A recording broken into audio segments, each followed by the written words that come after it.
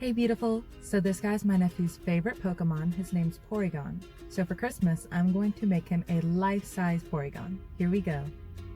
So to get started, I have sketched out all of the major faces that we'll need to cut and sew. And we'll start with the legs. And each leg is going to need 2 faces, so that'll be 4 pieces total. Let's chalk it out. Alright, so using my ruler and my diagram, I've chalked it out on the wrong side of the fleece, the back side. And I'm going to cut out just enough for 4 pieces of this. And to make it easy, I'm going to go ahead and fold the fleece 4 times. Alright, now we're just going to pin it in place so that I can cut around the part that I've already chalked out, and that way it won't shift around and I'll get 4 equal pieces.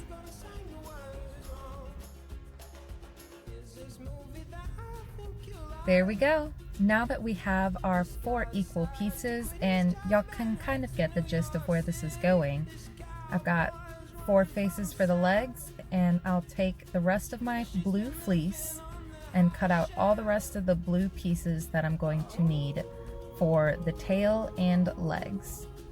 Here we go.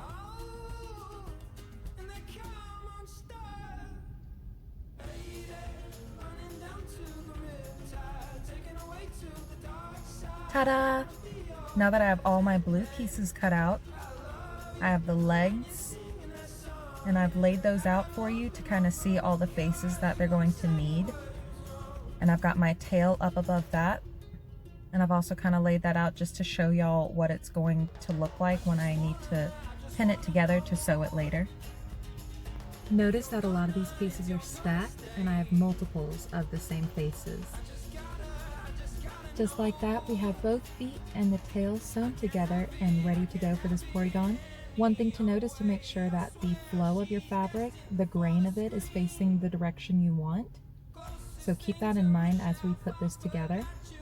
So now that I'm done with the tail and 2 mirrored images for the legs, I'm going to go ahead and move on to the pink parts of the Porygon, which are the body and the head. And we'll start with the body and do everything, the whole process, just exactly the same. Second verse, same as the first. We have our body chalked out, cut out, sewn together. Now we're going to chalk it out on the foam that we will be cutting.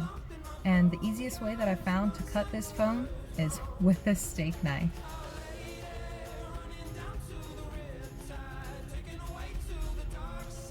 Now the body is chalked out, and it looks vaguely familiar.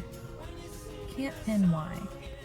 Anyhow, it's time to cut out the foam to give this project some structure, because Porygon has a lot of flat geometric sides.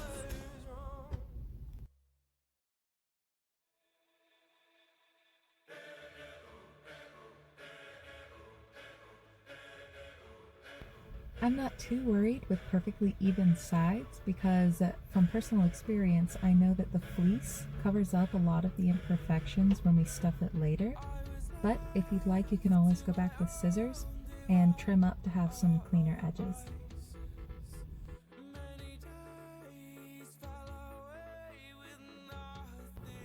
So the foam is thicker than I need it to be, so I took the steak knife and cut it straight down the middle to make 2 halves. And that way I'll have structure for both sides of the body. So what I'm doing here is taking my steak knife and scoring down exactly where I want the angle on the middle of Porygon's body to be. That way I can manipulate the foam to give me a little bit more structure and shape without having to worry about the whole middle section of the body bowing out and just looking like a ball.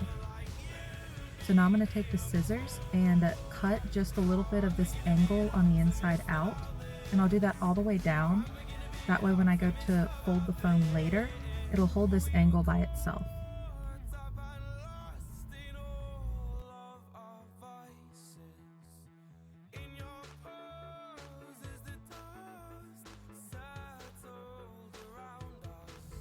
Now I'll take the other sheet of foam and do the exact same thing twice. Okay, we've got that done, and I'll show you here exactly what I mean. So when I bend the foam like this now, it doesn't just cause a smooth curve, but a little bit of a corner to happen. So we'll take this empty shell of the body and stuff our foam in to be the braces on either side.